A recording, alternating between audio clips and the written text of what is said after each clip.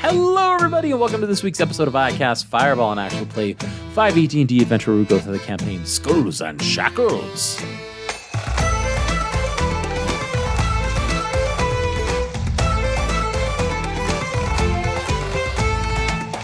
I'm Thomas, your DM for this adventure, and around the table we have Lieutenant Ignis Halcon, Maximus Shans, Chozo Lebec, and Buster Bilgewater.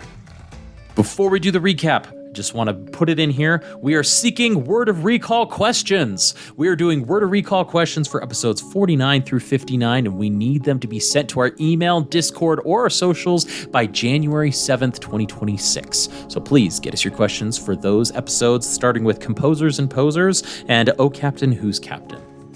But as we jump into this week's episode of ICF, we're in a battle. Episode 3 of Blank. Buster's jumped into some crimson hot water. Chozo has almost been burned and singed by lightning. And as Ignis is wielding the magic of this trident she has accepted, our Captain Max is also flying through the air, taking spectral sharpened hammers to the chest. We jump into the battle now, and we see what happens next. Now, right next to you, Ignis, we have the ghost that squealed and screamed in despair, initially trying to cause you fear. Buster, we need you to roll to see if you could save against the frightened condition, actually. Oh, yeah. Wisdom save, That's right? going to be a wisdom saving throw, yes. That is a big, strong 11. 11, still frightened by this ghost. Now, this ghost turns to you, Ignis, and as you are right by them, affected by the slow spell. So they are slowly they can only take an action or reaction here, huh? So they can only take an action or a bonus action. They can't not take both. And they don't have reactions, -2 to AC, and it cannot do multi-attack. Crap. Okay. That's huge. Yeah. They are going to look to you and they are going to just scream. Just scream right at your face. I know the feeling. And I need you to roll me a wisdom saving throw, please. Would this by chance be a spell? No, this is an ability. Fine. Wisdom save? Wisdom save. It's a 13. 13 is a miss, so it's a failure. You are not frightened, of course, but you do take... Ooh, good roll. That is going to be 9 points of psychic damage to you. Jeez. Now, you don't have to roll a I do have to roll or do I not have to? It is a No. it is a concentration spell. It's a concentration spell, but casting it from the magic item means you don't have to.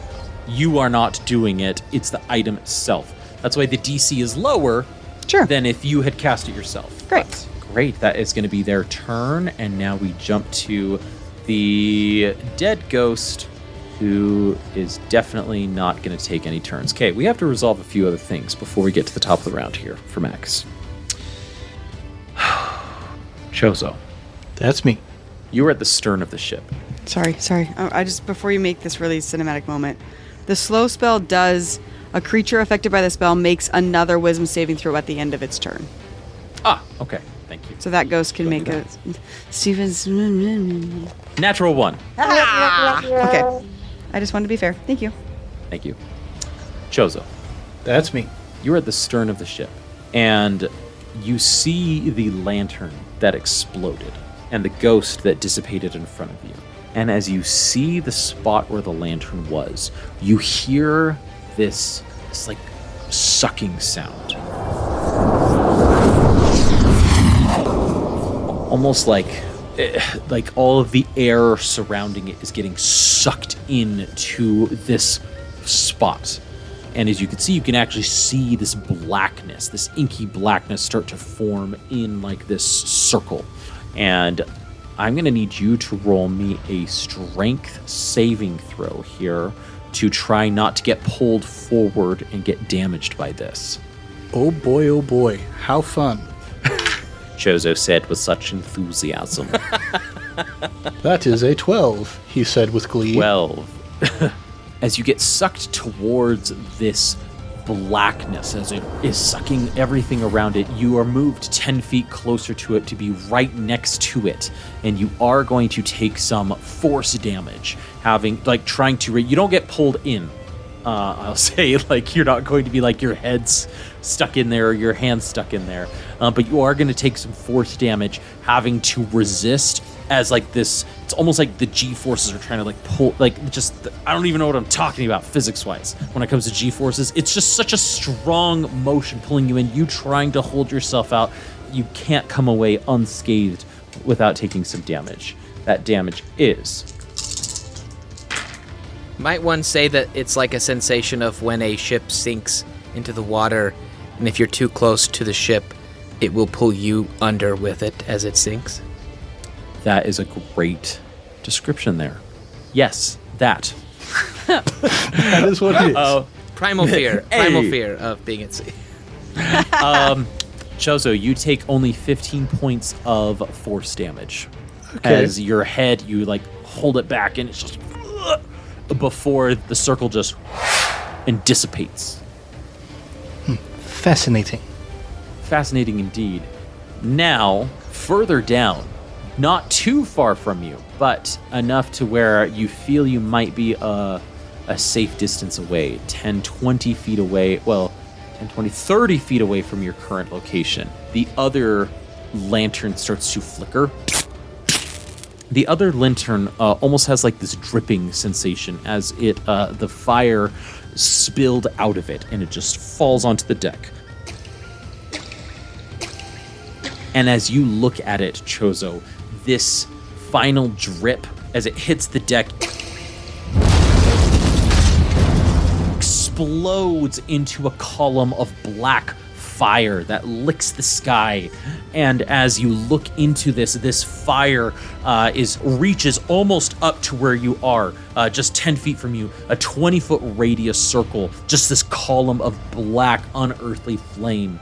I need each one of you actually to roll me we'll call it, I think this would be a wisdom saving throw for what I'm going to have. The DC's lower, though.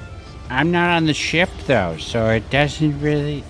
Max, you are viewing this column of flame. Buster's the only one that's not going to be viewing this column of flame. Oh, thank goodness. All of us? Nothing bad can happen to me. Yes. That's going to be a luck point for sure. Here we go. Oh, no. Oh, no. Did I said intelligence. Intelligence, sorry. Intelligence saving throw is what I said initially. Okay. I'm going to use my inspiration to re-roll this. 'Cause it's not All good. right. I rolled a 2. I don't want to roll a 2. Is anybody bloodied? I am not. Not yet. Oh, this sucks. Intelligence? Intelligence saving throw. Okay. The one Buster probably would have been good at. Yeah, and I have a -1 to it, and I have -2 on top of that. Would you like my inspiration for the wonderful Beatles No. joke that you made last I know. episode that It'd be everybody beautiful. loved? I'd have to roll so high to probably save from this, so it's not going to happen. All right. So we'll start with Chozo. Intelligence saving throw. Ooh, I'm almost Zay, bloodied. 19. 19. Ignis. Because it's intelligence, it's 16. 16. And 12. 12. Just saves, actually. Oh, I would have saved with my wisdom even, man.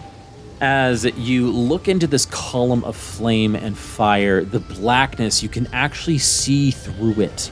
We can see through the fire and flame. See through the fire and the flame, in fact. As you see through the fire and the flame. Gosh, that threw me. Give me a second. As you see through... Just trying to make a Guitar Hero 3 reference at that point. No, I gotta stick to it. As you see through the fire, the blackness starts to part, and you can see just this bright red, and you can glimpse into this other dimension. This dimension of fire. Not black fire, but of lava, molten lava, of these creatures writhing on the ground, of these unearthly machines roaming this landscape further down. And as you see these demonic winged creatures flying through the air, and as you see other horrible, monstrous figures as they assault your brain, with one of them being this 5-headed dragon flying in the distance and just spraying the ground with these 5 elements, just causing a massive load of destruction before the column of flame closes up. And none of you take permanent damage as a result of this effect. I mean, I've already been there. That's nothing new to me. What does permanent damage mean? That's what I heard. Now, finally, we get to Buster, who is in the red-hot water. As you jump in, you see the explosions, and you can breathe, but as you breathe in, there is a danger here, which you know. And so you are going to take some damage because there is nothing to... You cannot dodge what is completely surrounding you. You are going to take... Don't go easy on me, Thomas. Give me it real. Give me it straight. Oh, it's coming. It's Tell coming it to me you. straight, Doc. What do I got? 23 points of acid damage right now. Get out of that water! If I didn't have the 10 hit points from Max, I'd be done. Oh, in the water too. We're in single digits, baby. Get out of that water! With these 3 lanterns having been dissipated, the brine Banshee actually starts to lose some of its shine. And instead of being this ghostly apparition which is shining through the mist surrounding it is starting to dissipate, and it's starting to turn this black color. Almost like from the ocean itself, it's starting to like pull this blackness from it. The same blackness as that fire. And Max, you wonder where this blackness is coming from, only to look over the captain, completely wreathed in black flame, with where his ghostly person was this blue flame. It is now blackness with a red hot fire for his eyes, and when he opens his mouth just breathes this red hot fire. It seems that the ship is now taking the commands, or rather the image of the captain itself, as he shouts out, "May hell drag you down with us!" It's your turn, Max. How far away is Buster from me? He is quite a distance. Buster has 10, 20, 30, 40, 50, 60, 70, 80, 90 feet, and probably 10 feet below, so 100-ish feet or so. I'm just double checking on that. Well, hearing the, may hell drag you down with us, Max is just going to be flying and go, no, thank you. He You're offering? will... Amen. No, thank you. Both these lanterns were damaged by Buster's lightning, correct? All of the lanterns are gone. All of them have been exploded, and they are all deignited. Gotcha. So all that's left then is the remaining ghost and the captain. Correct. Okay. Max is going to... He's going to stay up high. He's going to be flying with the ship, kind of close to that, to the side of the ship, but he's going to bonus action Slayer's Prey the captain. Nice. Because I am a slayer and he's my prey. And I'm going to shoot him with my crossbow. Nice. Magic or non-magic? Magic. It's fully... It's about to go down. Okay. Let's try it out. Bang. Oh! That's a critical failure. No! Well, I'm going to say that misses then. Thank you. Thank you for that. Okay. I'm going to go out on a limb. I'm gonna And just, say success? No. I don't think I need to look at my books. But that is your 4th magical bolt that you've cast, It yes? has, Or it that is. you've shot? All right, It so you have is. 2 more I will use my extra attack and shoot again. with the magical bolt. This one's going to be much better. It's going to... Let me double check what this adds to it. Because when I do the magic, I've got the magic in my crossbow. Okay, plus is 1. That's like 23 to hit. 23 is a hit. Okay. To my crossbow. And so this is adding a D10, a D6, and 2D4 with the magic of the crossbow. Okay. Wow. Because luckily with Slayer's Prey, it's not just the first attack only. It's just the first time you hit them, you add the D6. So. Oh, man. That's okay. 17 points of damage. 17 points of damage. All right, Max, it's your 2 attacks. You use your bonus. Any movement, sir? I don't want to leave Buster out there. But then Chozo's on the ship with Ignis. Chozo is on the ship. Part of the ship, part of the crew. Max will use his 35 feet of movement to fly on his way toward Buster. All right. And just shout out to the lieutenant and to Chozo. Take the captain down if you can. I'll give a salute and holler out, aye aye. All right. Max, that's going to be your turn. We now go to the other remaining ghosts. This one is not slowed, but you see that the lanterns, having been gone, have slightly changed these individuals, these ghosts. They seem to be more erratic, more dangerous, as the blackness that is seeping from the ship and almost completely engulfing it to match that engulfing the captain is now causing these ghosts to react more unpredictably. This one directly in front of you, Ignis, is going to use its first attack to have advantage as a due to that erraticness that you can't see from. Even though I have protection on me and they get disadvantage? So because they have protection, it's just a normal roll on the first attack. That's a 10 to hit. A 10 misses. And then with disadvantage on the second one, they are going to get a 8 to try to hit. Do they get multi-attack with slow still cast on them? This one does not. This one saved against slow. Oh, I'm so Yes, sorry. you're Thank you good. so much. You're good. So I believe an 8 is a miss. Yes. An 8 is a miss. As an 8 is a miss, they are not happy, and they are starting to actually grab some pieces of wood down beneath them, and like with their hammers just starting to pull some of it up. And not going to be able to finish their action on this turn. You wonder what that's for, and we go to Max real quick, who has a question. So we took damage. I have to roll concentration. And I did not succeed. So Ignis does not have protection anymore. I'm sorry. Well. Oh, that's the horse of a different color, isn't The it? first one, I will say, had advantage. I rolled a 2 on the last one, so it's a 10 and a 2 is what I rolled on the dice, which is a miss, but the second one is just normally. Here we go. Ignis uses the trident to parry that hammer away. The second one I did roll is a 21 to hit. 21 hits. Ooh, here we go. It's going to be 17 points of bludgeoning damage to you, Ignis. Okay. As their magic or their damage is more potent here. And with their bonus action, it looks like their hammers, they are still pulling up this board for some reason, not able to complete it fully. That is their go. We now go to the one that is slow with the spear, and that is to you, Chozo.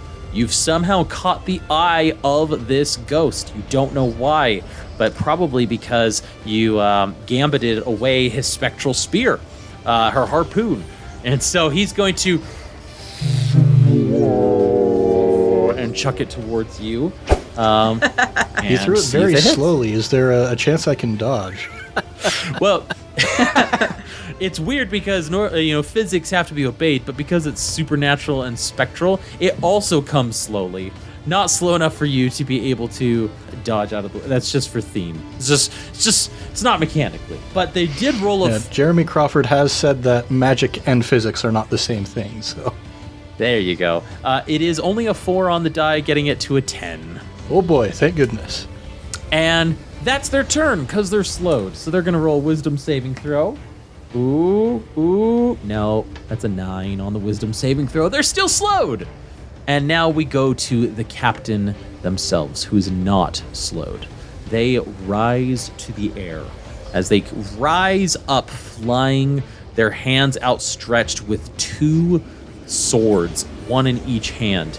The blackness that is engulfing them actually has like a tether to the ship itself as they fly out towards Ignis here. 10, 20, 30, 40 feet towards Ignis.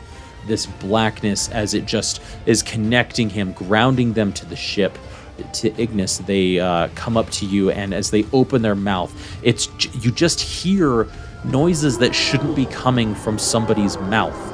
Even a ghost. It reminds you of the sounds you heard from the black column of fire as you glimpsed into another dimension, a horrific, evil dimension, and they are now going to come at you with a multi-attack. The first one,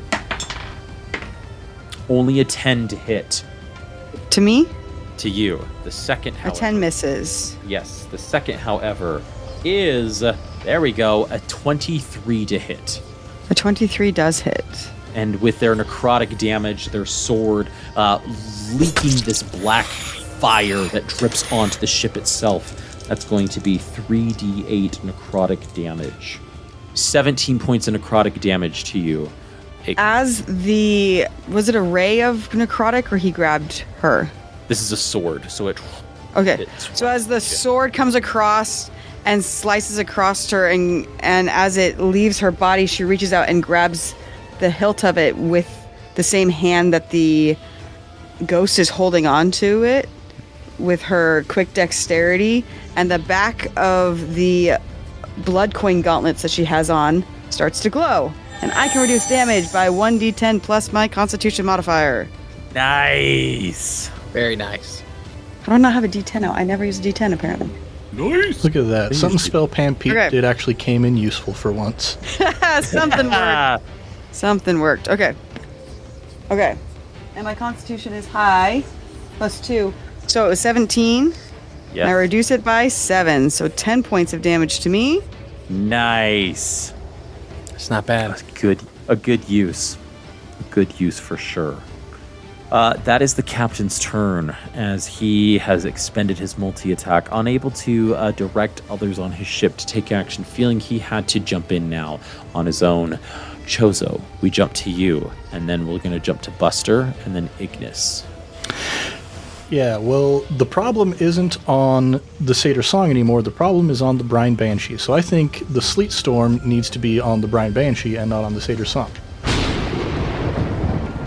Fortunately, I do have 2 Sleet Storms per day from Elazar the Blue. Hey! So I'm just going to, once again, sort of reaching out my hands, almost like waterbender style, just like spinning them, vortexing the entire Sleet Storm, and expending the second use, like actually casting the spell a second time, but just essentially taking that energy and transferring it over to this other ship. But this time, because Sandara is not on the ship, I'm going to make it so that I can actually see through it this time. Nice. As you cast and start to pull this over using this magic, you just hear in your voice, "Oh, this is quite fun. I like this." As you just are pulling the Sleet Storm to now be on this ship. You and Ignis, of course, are going to be able to see in it, and you just Max as well. And, Yep, Max and Buster. Ideally, the 2 of them will eventually be able to make it out of the terrible, terrible burning water. Yes, the no good, terrible, burning water. Yeah, pig still Very bad great, water. Great grandfather. Yep. Very good. Anything else, Chozo, on your turn? I believe that was just your action, right? Yep, that's my action. So now with my bonus action, this dude is close enough now that I'm going to use, let's try my lantern this time. I'm going to have him make a dexterity save, DC 16. Okay, not great. Dexterity. That's what I like to hear. Only a 12. There we go. So this is going to do D6 radiance. That's going to be 4 radiant damage. 4 radiant damage. What does it look like, radiant damage? I'm just wondering against this black spectral ghost that seems to be inhabited by this other dimension. Like, what does it look like? Yeah, I think with especially, the sort of black flame whole shtick going on, I think as the torchling, it shines out like, the beam of a lantern, the beam of a flashlight. And it's like as it is moving through the air, it moves slowly, sluggishly, and it's almost as if the darkness surrounding it is trying to eat away at the light, and it's like pushing outwards, trying to keep it at bay. So the lantern is maybe struggling a little bit, but does still manage to get through in the end. Yes. I like that description. I like the combating forces here as this captain just being consumed by this power, this force, and your power being formidable, fighting against that consumption to detract, to take away, and destroy. I like that. We're going to hop over to Buster if there's nothing else, Chozo. That'll do it for me. All right, Buster. Okay. I just figure Mickey might need some of those for Buster. Buster's gonna swim to the surface as fast as he can. 10 feet. I don't know. This is kind of a funky spell. I like to think he's casting it more as a reacting than like thinking spell. But I have this spell called Wall of Water. Oh. Which lets me create a wall of 30 feet by 10 feet by 1 foot of water. I'm just curious, if I did that here, would it be regular water? A wall of water, and it is concentration, so it'll maintain its shape. Yes. Concentration up to 10 minutes. Yep. That's interesting. I see that the component spell, the component for this is you need a drop of water to be able to cast this spell. Yeah. So It's a tear, a single tear. it's Buster's tear as he's in pain. He's like, ah! He grabs it and he chucks it. It is considered difficult terrain to move through, so you can move through it. So like if I made the wall on the surface here and then kept swimming. Swimming up into it. Yeah. I like it, actually. I really do. I like you using one of your tears so that you're just like, oh my gosh. Yes. And as your drop of water. So Max will see actually let's do like a circle wall, because you can do a circle wall as well. So it's like Swim still like to one. me. But like you see, like as Max is flying towards where Buster is, you see a swirl of spinning like clear water coming up from the Red Sea, and with Buster flailing in and out of it like an arm, a leg, like, oh God, help, please. This is a bad idea. I like that. Just like almost like I know you said a wall, but I almost imagine like the wall is like it's just like a direct line, like a spiral upwards, and like part of it's not connected, and it's the path that Buster just is like, I'm heading, get me as far away from this water as possible. Yeah. It's just like hanging in the air. You know, I love that. Regret. And Buster just Full of regret. screaming at the top of his lungs. He's shouting, regret. Oh, I love that. Yep, that is absolutely fine. You are out of the hot, boiling water as well. Because, at least for now, as your wall of water is maintained and you are swimming upwards against gravity, but you do that anyway when you swim, right? Generally. Just swimming upwards into this water. That's it for me. Excellent, Buster. And I had to Excellent. upcast that because I'm out of 3rd level spells. So that used a 4th level spell to do that. Worth it, as you are single digit now. Buster, that is going to be your go. As you see this sleet storm over there, you're swimming upwards vertically into the air, almost like level now with the sleet storm. We now pan over to the sleet storm where Ignis can perfectly see. Did he get back onto the boat? Does it find to get back on the boat? No, he's still up. Like he's swimming, which is difficult terrain, so he's just barely able to get above the burning red seawater into his wall of water as Max is flying towards him. So just barely enough to not take damage at the end of his turn. And Ignis, it's now going to be you as we pan over to the sleet storm. You're looking at these ghosts. This black fire you can see is burning bright in front of you. You can feel this coldness burning from this black fire in front of you. They cannot see you, though, because they are obscured in the sleet, and you have free reign almost to do what you will. To the captain, to the ship, what you will. As she's currently thematically, not mechanically, grappling with the captain of the ship and knowing that Captain Max wanted her to take out this ghost, Ignis, holding on to both in one hand the hilt and the hand of this captain ghost, and in the other holding the trident, she will, as a bonus action, within herself call upon one of the variants that she often will see but rarely will bring forward, and she'll call forward her armored echo that will completely line up over top of her body, so it looks like she's just in this shining red armor. And she will do a full round action hit on him and a celestial or a unleashed incarnation to hit this guy 3 times. Okay. Actually, no, JK. Because she has a trident in her arm, she will use her first action to hit it on the deck of the ship and to recast slow now that more people are closer to her, to see if she can get it on the captain and that other guy. The one who saved last time, right? Yes, that guy. All right, sounds good. I'm going to roll wisdom save. It's a whiz save, yep. All right, captain first. Failure. Oh, wait, Thomas. Have you rolled them all yet? No. Can I give one of them a 6? Yes, you may. The second one was also a failure. The third one, a failure with the 6. The final one did roll a 17. Do they all have to resave? Oh, you can choose. They've already been cast on slow? Yeah. You can choose. I can choose up to 6 creatures, so I'll just do the 2. Okay, there you go. So save your 6, Buster. Okay. Because it's not a concentration Buster Brown. spell. Yep, save your 6. You're good. They both failed. Cool. I Now like she that. will action surge, which gives her 2 attacks and an unleashed incarnation to try and attack this captain. Good. And they have a -2 to their AC now that they're slowed.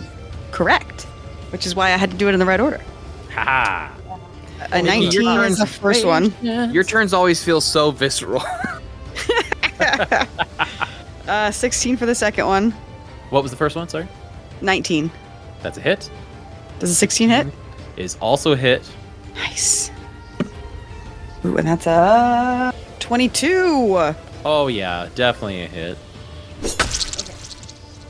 She'll turn, use her dexterity to get underneath the captain's arm as she pushes the sword up, and then she will almost disarm him and use that sword. I'm still using Zowl's stats, but thematically, to use that sword to stab it into his chest to do Nice. 26 points of damage. Whoa! The captain. For all of the attacks put together, Correct. 26 points of damage. Ignis, you already told us how it was done, but is there anything you want to flare as this captain is defeated with his own blade? As the captain, as a sword enters his chest, and he looks down, a little shocked that he was defeated by his own weapon. And as he looks up, his soul's almost sucked into the blade, and the blade then glows with this Rolterra red power. And Ignis, as it almost drops since his body has been sucked in. Ignis will catch it in one hand, and with the trident in the other, she will stand radiant in the sleet storm. And even though the sleet storm does not allow these people to see it, her radiance radiates. That's not what I want to say. The brilliance of her light radiates through the sleet, and they can just see the outline of this creature. Her wings stretch to the sides as the sleet creates a halo around her, and these two glowing weapons in her arms. Nice. So cool. Oh, really? That's an inspiration, Mickey. I love that. That's awesome. Mickey got it. Woo. I got it. We get it through puns. She gets it through descriptive imaging. Really, Descriptive really cool imagery. narrative. And for the first time, those of you that on the Captain Council that can see her really feel that true, like, full majesty of, like, an angel of Runeterra. Yes. And what, like, the way that Ignis sees herself, you finally see the way that she sees herself. Right on. In this image. What a radiant night. A radiant night. Man, she is spent. Jacob, who doesn't get her Radiant night. A radiant day. More often than not, they're hotter than hot. Ignis, as you hold these two blades, these two weapons, the sleet storm thematically is starting to dim. As this blackness, as you said, it starts to suck in this captain, and they almost fold in on themselves if they had limbs before they just... And as there is no tether to the ship anymore, the blackness starts to fade quickly, dissipating back to where it came from, back into the ocean, back down through the depths. The ship, for a brief moment, gets its bright blue glow before from the top of the crow's nest all the way down it starts to dissipate as the two ghosts, the one ghost that initially screamed at you, Ignis, with fear, with anger, with emotion, she turns to you, this woman, and you can see her more clearly now. A calm woman, but with these ghostly tears falling to her face. She looks up at you in your radiance as you glow amidst this night sky, and she just whispers to where you can barely hear it. And as she cries, the moon glinting off her tears, she just cries and whispers, "Please, please, please, release us, release us." As her form, from her head down to her feet, also dissipate with the ship and dissipates into the night. Chozo, the ship dissipates under you, though. Cool. And as a result, you run to the edge and you start to glide. You're like, oh crap, oh crap, oh crap. You can see, you're like, you know where this is going, right? I've had my fair share of Indiana Jones sliding under the door moments. Exactly. And so you're like, okay. And I'll say that unless you choose to, I won't make you fall into the ocean. You will glide into the side of the satyr song. I mean, all the cool kids are falling into the ocean today. There you go. It's at this point you see Buster swimming upwards into above ground ocean as Max is flying over towards him to help him. Buster, you do see the red of the sea turns to instantly a normal color of the ocean, knowing that it's not boiling anymore. Max, you still head over to Buster to assist, to aid, but as two of you are flying, one of you gliding, if you so choose so, and Buster swimming into the air, the four of you can make it back to the satyr song. Max, you wanted to say something? Max is just, as he's realizing kind of what's happening, as he's reaching toward Buster, he reaches out his hand to grab him. Looking back, seeing the ship dissipate, he's kind of like, I really don't like being captain. Because he is a monster slayer, and he had to leave the slaying of a monster to go save somebody. And he's like, I don't do this. I fight. He's not happy, but he's doing it because that's what the captain does. So he reaches out to Buster. He takes him by the hand. And as we've established, a lot of spellcasting in this world is very, very rhymes and, has a lot of eloquence to it. But in this this spellcasting, it's a very simple thing. He just grabs Buster and he goes, "You good?" And he casts Cure Wounds. And I will cast it at second level. So that's going to be 2d8s plus 2d8s. 3. And that is not a great roll, but 5 plus 3 is 8. So you get 8 hit points. Hey, double digits. I'm okay. The fear's like coming off of him. I'm imagining the magical compulsion is gone. Yes, it's gone. So it's gone. he's catching his breath for the first time. He's like, I don't know what got into me. That was a terrible idea. I think it was like sheer terror. That's what I saw in your eyes. Just like, oh my gosh, Yeah. I'm an idiot. Yeah, that's about it. No, I'm saying that's Captain. what you felt. I didn't think that's what you felt. No, I know. I know what you're saying. Thank you for You're welcome. saying that. As they're flying. Sandara, I said get me out of there. Where were you? I'm right here. No, Sandara. I told Sandara. I assume we're like by the ship. He's yelling at her. You look down, and Sandara's not at the helm. She's down on the main deck, and she's cradling a body. Spoon Sludge Slug Soup. And she is weeping as she holds him, and she is trying to press her hand to his head, and she is just trying over and over as she just cries to herself as the four of you get on deck. And she rocks with the body of Spoon Sludge Slug Soup. And she looks up and she goes, I can't bring him back. He's gone. I can't bring him back. Max will put Buster down. I take the helm. He'll walk over and he's the captain. He'll kneel down with Zendara.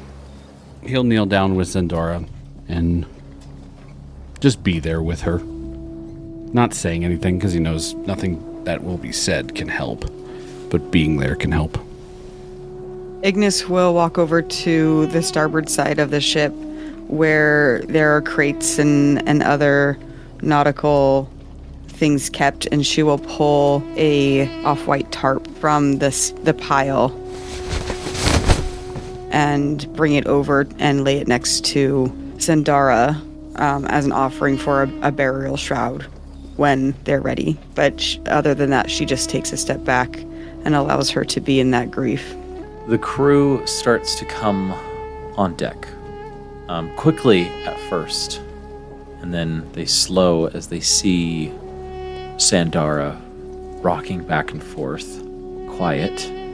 And as the crew comes up on the deck with Wesley, with Danny Boy, heck, even Spellpan Pete comes up on deck, or out on deck. There's just a silence until Danny Boy, supposedly a mute, starts to hum a soft, seafaring, mournful song. One that another crew member starts to hum, and then another. And as Sandara chimes in humming, this forlorn and remorseful tune starts to wrap the body in the white sheet. This is done together as a crew to remember not just Spoon Sludge Slug Soup, but to recall life at sea and the respect that a life lost at sea still deserves.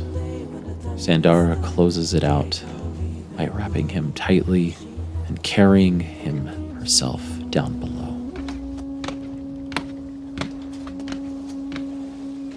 Max will stand up. The crew turns to you. He will turn to the lieutenant and he'll say, "Follow me." And he will walk into the captain's cabin. Ignis will follow. When they go inside, he won't close the door because he's not planning at least to be in there long. He will go up to the ballad of Bootslash. He will take it off the wall. He'll turn, start walking toward the door, and then stop. Turn to the lieutenant. Ignis, I order you to read this ballad to the crew. Ignis takes a step physically back from him, from away from the sheet. What do you mean, Max? You're the captain. I am.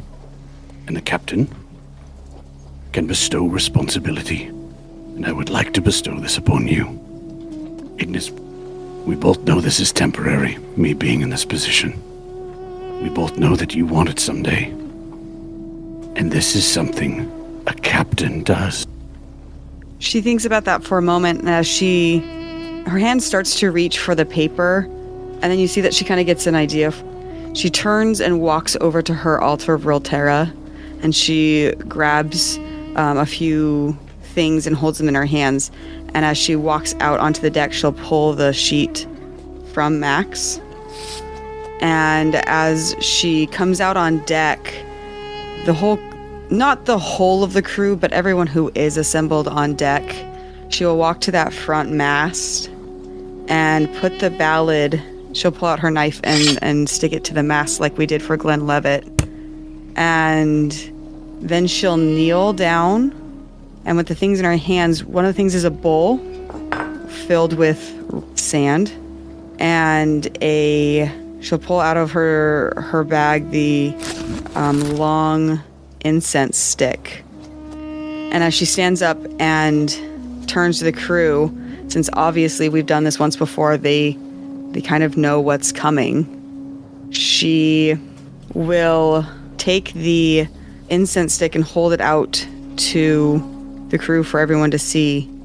And she'll say, in the Church of Rolterra, we believe the prayers are carried to the Netherrealm upon the fumes of smoke. Our prayers are ascended to the great tapestry, to the great weaver of fate. I light this in honor of our fallen comrade today. And she'll turn and kneel again at the bowl and stick the incense in it, casting light with a snap of her fingers on the end of her fingers glowing. She'll use her magnifying glass to ignite the incense stick. And it burns a little brighter than normal, like almost as if it means a little bit more. Her intention means a little bit more. And as the smoke ascends in front of the ballad, from a kneeling position, she'll readdress the crew. I invite you, if you feel so inclined, to come, if you'd like to offer prayers on behalf of our fallen crewmate. Ataraxia wrote the ballad for him. If you'd like to add to that, it's here for you. Captain Max is also available if you'd like to chat. And she kind of looks up at him. Buster actively laughed a little bit from that. And she gives him kind of another sly grin of, she knows that he'll hate that, which is why she said it. Touché. Everyone grieves in their own way, and we should all be allowed to grieve in whatever way we've been taught to grieve. This is how I was taught to grieve, in offering prayer. I invite you to join me if that's the way you need to grieve. Let's not let any of our fallen crewmates be forgotten. Let us not forget those that fell before the song. Let's not forget any that have fallen after we've lost our captain. And she'll just turn, then fully facing the incense with her head bowed. As the crew hesitantly, but the first one up is Wesley. Of course it is. Of course. Not with the overeager platitude and bootlicking attitude that he normally has, but with confidence, or rather maybe a maturity, that Ignis's words have seemed to seep into him. And he bows his head to the incense before muttering something under his breath. And softly, just a small gesture, puts his hand to his lips and almost like he's tossing the words into the incense. You could see it react, incense, just ever so slightly.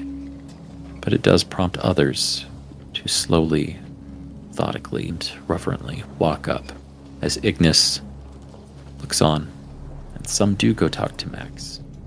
But we pan from this scene, letting the moment sit and letting the conversations continue softly, respectfully.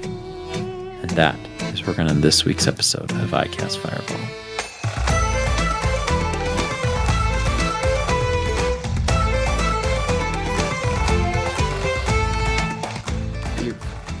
Real good.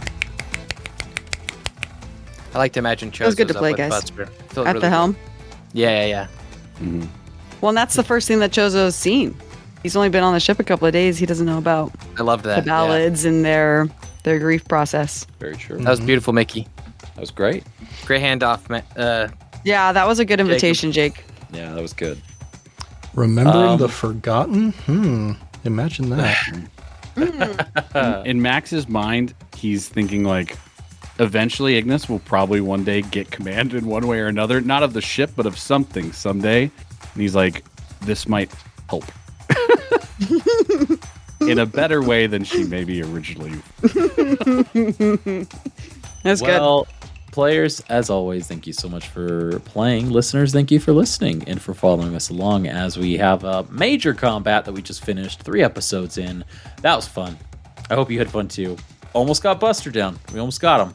I was down to 13. Oh! Almost got Ignis. I was at 41. I was at 63. Yeah, I don't think Chozo got it.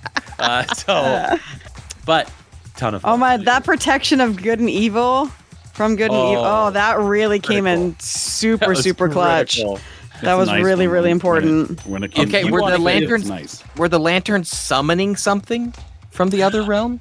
We're going to have to talk about it in a word of recall and some sort of other conversation we have. But if you have questions about these lanterns, if you have questions about these episodes, shoot us an email, icastfireball2020, or our socials at icastfireball20, but especially our patreon.com/icastfireball20, where you can drop them in our word of recall thread in our patron exclusive Discord chat that we have. So Somebody go drop it right now so we remember to come back and talk about it. Go drop it. Somebody go do it. Speaking of Word of Recall, we're looking for Word of Recall episodes, not for this one, but for episodes 49 through 59, as we mentioned at the top of the episode. We will be needing those through our email or for whatever medium you'd like to communicate with us by January 7th, 2026, and they will be dropping that month in January. So get those in quick. We want to shout out our sister podcast, Improv Tabletop. They're fun. They're fun. They're amazing. We love to listen to them. We love all the ongoing stuff they got over there. And they've got bonus campaigns they've got on their Patreon as well. So go give that a check out. And don't forget to leave them a 5-star review on the way out. But lastly, don't forget to like, subscribe, and share with your friends and fellow wacky adventurers. But until next time, Thomas Shadam. And around the table, we have Lieutenant Ignis Harkon. Maximus Shans. Chozo Lebec. And Buster Bilgewater. Let's keep that fire going, everybody. We'll see you all next time.